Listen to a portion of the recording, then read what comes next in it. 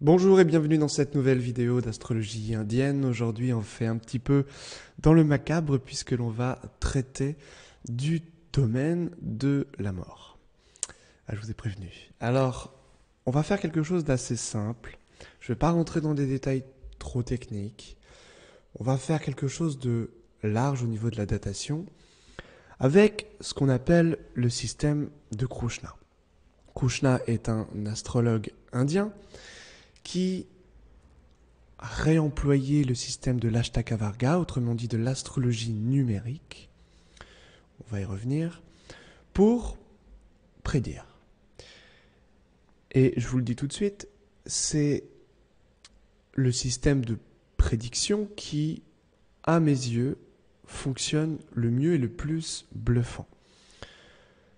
Je ne vais pas rentrer dans les détails techniques parce que ce serait l'objet d'une formation. Tout ce qu'il faut savoir, c'est que lorsque une planète est activée et que cette planète est bien sûr maître d'une maison ou de plusieurs maisons, ça n'active pas nécessairement la maison en question, mais d'autres maisons. Alors là, vous allez me dire, mais c'est n'importe quoi, comment on peut savoir, comment on peut deviner? Et c'est ça tout l'enjeu, c'est ça tout le système de Krushna. C'est-à-dire que lorsque le maître de la maison 1 est activé, eh bien, il y a plusieurs choses qui vont s'activer, qui vont avoir lieu. Plusieurs choses, pas nécessairement toutes ces choses, mais très souvent au moins une de ces choses. La maison 1, ça ramène des héritages, ou une donation, ou une pension alimentaire. Ça ramène de l'argent d'autrui. Souvent, c'est un héritage. Ça peut également nous renseigner sur l'achat d'un bien immobilier durant cette période, ou l'installation dans un nouveau domicile, maître de 1, ou le décès du natif lui-même. Donc ça, c'est très très fort, c'est très très important. Je suis en ce moment dans ma sous-période du maître de 1, et effectivement, qu'est-ce que je remarque, c'est que j'ai touché un héritage, j'ai déménagé, donc normalement, je ne devrais pas mourir. C'est comme ça que ça marche. Lorsque des symboles ont été actifs, ont été manifestes, alors tous les symboles ne vont pas nécessairement se manifester. Et heureusement, sinon, on mourrait tous très jeunes. Hein. Alors, bien sûr, les voies divines sont impénétrables, donc il y a toujours cette idée de mystère. Ça ne marche pas à 100%, l'astrologie n'est pas une science. L'astrologie demande beaucoup d'intuition, et c'est grâce à cette intuition, grâce à l'expérience, c'est-à-dire grâce à l'intuition, au savoir-faire et au savoir technique, ce sont les 3 piliers de la divination, que on peut toucher du doigt, aller au plus près de ce qui est juste, de ce qui est vrai. Et c'est ça qui est intéressant. C'est-à-dire que comment savoir si la personne va mourir ou si la personne va toucher un héritage? Eh bien, on va pouvoir approfondir cela avec les divisions zodiacales, avec le thème natal en question. Et c'est ça qui va nous montrer qui va nous aider à trancher. Donc, comment on fait par rapport à la mort? Il y a 2 maisons, plutôt 2 maîtres de maison qui nous intéressent par rapport à la mort. Je vous ai parlé du maître de 1 et également le maître de la maison 5. Donc pour les ascendants cancer comme moi, c'est pas de bol, puisque le maître de 1, c'est la lune, et la période qui vient après, c'est celle de Mars, c'est-à-dire celle du maître de 5. Donc il y a 2 périodes dangereuses pour l'ascendant cancer. C'est quelque chose à savoir. Aussi, on va évidemment prendre en considération les périodes et les sous-périodes. Au niveau des périodes, on voit ici une période de Mercure. Mercure qui est en domicile, qui est fort, qui est puissant, mais qui est quand même conjoint en maître de 6, qui peut entraîner des maladies, qui peut entraîner des problèmes au niveau de la santé. Bon, ça c'est une première chose. Et ce qui va surtout nous intéresser par rapport à ce système de Krushna, par rapport à l'Ashtaka Varga, ça va être le maître de la sous-période. Ici, on voit bien que c'est Jupiter. Jupiter est bien maître de la maison 1. Donc, 3 choses vont être en jeu durant ces 3 années, entre 25 et 28. Ce seront héritage, comme je l'ai dit, installation dans un nouveau domicile, et la mort. Il se trouve que Hazrat Inayat Khan, qui est un grand mystique soufi, qui est le père des danses de la paix universelle, dont je fais partie, dont je suis apprenti guide, est décédé le 5 février 1927. Donc bien entre 25 et 28, c'est-à-dire dans la sous-période de Jupiter. Et du coup, ça fonctionne. Du coup, le système de Krushna fonctionne à 85-90% à chaque fois.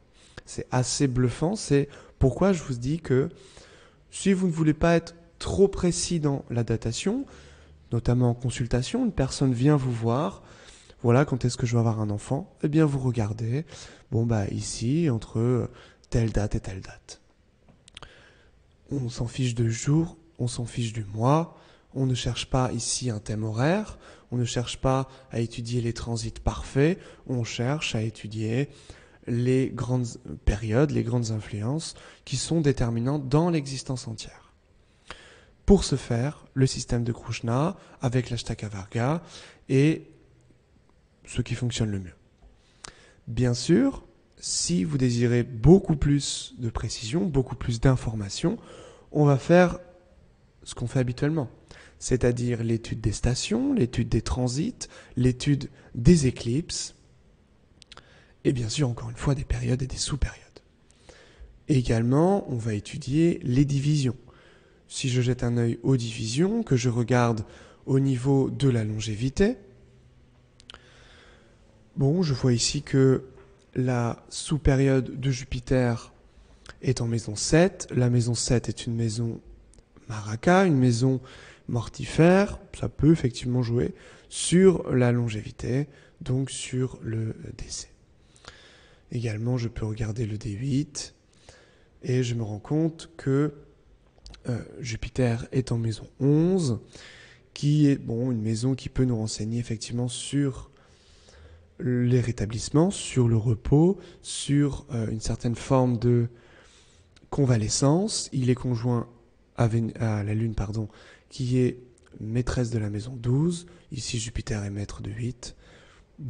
Ça signe quand même quelque chose de l'ordre du changement, de l'ordre d'un nouvel état de conscience, une espèce de transformation, parce que le D8, ici c'est marqué changement, c'est vraiment la division zodiacale qui nous renseigne sur les transformations. Ça peut être un changement d'état, c'est-à-dire le passage de la mort à autre chose, pour les Indiens, bien sûr. Donc voilà ce qui peut déjà nous renseigner. Évidemment, un petit coup d'œil dans le D6 au niveau de la santé, ça peut aussi nous renseigner. Ici, Jupiter est en maison 5, il n'y a rien à dire nécessairement. Donc, il n'y a pas forcément de choses au niveau de la santé qui est flagrant, en tout cas dans la division zodiacale. On passe et on va voir au niveau des transits en 1927, au moment du décès d'Hazrat Inayat Khan. Alors, on va prendre les bonnes dates. En février, voilà, le 5. Alors, que remarque-t-on? Bien sûr, Jupiter est actif, puisque c'est sa sous-période. Il est donc pleinement actif. Eh bien, on se rend compte que ce Jupiter, qui est maître de la maison 1, c'est-à-dire qui représente le natif, sa constitution, son corps, sa santé, est en maison 12, la maison de la fin des choses, la maison qui n'est pas irriguée par la lumière de l'ascendant, la maison de la finalité, pour les Indiens, de la libération, de l'éveil, de moksha, du nirvana pour les bouddhistes. Nirvana qui veut dire sans lien, c'est-à-dire l'état où on n'est plus attaché à rien, où on est pleinement libéré C'est pourquoi cela s'appelle la libération en sanskrit, c'est-à-dire moksha. Jupiter est en maison 12.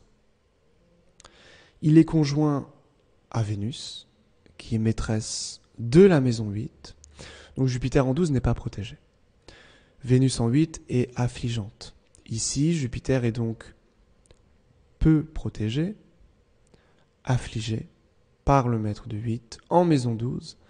Donc il est évidemment faible, et comme c'est dans sa sous-période, qui nous renseigne sur un éventuel décès, puisque c'est le maître de 1. Je rappelle que le maître de 1 et le maître de 5 nous renseignent sur les décès. Eh bien là, c'est effectivement parlant. Également, Rahu, ici, vous voyez un aspect de Rahu, un aspect de 9, il aspecte les signes de même élément, ici il est en Gémeaux, signe d'air, il aspecte le Verseau ici, là où est situé le maître de 1, c'est-à-dire Jupiter. Rahu aspectant Jupiter, Rahu a quel effet? Il sépare ce qu'il touche. Il a des effets similaires à ceux de Saturne. Donc ici, il y a une double affliction, même une triple affliction, sur Jupiter. Voilà comment on peut jouer sur ce domaine-là. Également, la Lune est dans la maison 1, c'est-à-dire que si c'était la veille, la Lune est en maison 12, donc ça nous renseigne effectivement sur la fin de quelque chose, et puisqu'il est en maison 1 après, eh bien c'est comme si la Lune reprenait les énergies de la maison 12 et de la maison du maître de 1, donc Jupiter, et du maître de 8, la fin des choses, le décès, et qu'il emmène cette énergie dans la maison 1, c'est-à-dire chez le natif. Et donc là, on a effectivement tous les facteurs qui vont dans le même sens. La Lune ici active le maître de 1, puisqu'elle est à la fois en maison 1, et puis la veille, elle était conjointe au maître de 1. Voilà comment on peut traiter du décès. Alors bien sûr, là c'est simple. Pourquoi? Parce que j'ai la date. Donc je peux regarder après coup les différentes configurations. Et c'est ce que je vous invite à faire. C'est-à-dire pour comprendre comment fonctionne l'astrologie, comment fonctionnent les lois naturelles qui nous renseignent sur certains événements. Regardez, faites beaucoup ça, puisque ça ne sera pas toujours aussi simple sur certains décès. Vous prenez par exemple le thème de Johnny Hallyday. Il n'est pas décédé durant le maître de la maison 1. Donc c'est quelque chose qui marche parfois, très souvent, mais pas toujours. C'est pourquoi on va regarder ce qu'il s'est passé le jour de son décès et qu'on va approfondir ces choses-là en essayant de comprendre les éléments déclencheurs du décès du natif. Là, c'est simple, système de Krushna, les transits qui sont très parlants. Voilà, donc ça peut marcher comme cela, mais comme je l'ai dit, je me répète, ça ne marche pas tous les coups. Si ça ne marche pas, on regarde d'autres facteurs, station, transit encore une fois, les périodes, pourquoi pas, et les éclipses surtout. Voilà comment on peut jouer du domaine du décès par rapport au système de Krushna que j'expliciterai durant une prochaine formation qui sortira dans 2 ou 3 mois, très certainement dans 2 mois. Ce mois-ci, je vous partagerai une formation sur les divisions zodiacales qui vont vous permettre d'être bien plus précis dans l'étude, dans votre interprétation, en fonction des périodes actuelles, c'est-à-dire du déroulé du karma. Et on verra tout cela, bien sûr, ensemble dans cette prochaine formation qui sortira dans quelques semaines. Voilà, je vous souhaite une excellente étude, une très belle exploration de ces systèmes de prédiction, on va dire. Et on se retrouve très vite pour une prochaine vidéo. Ciao.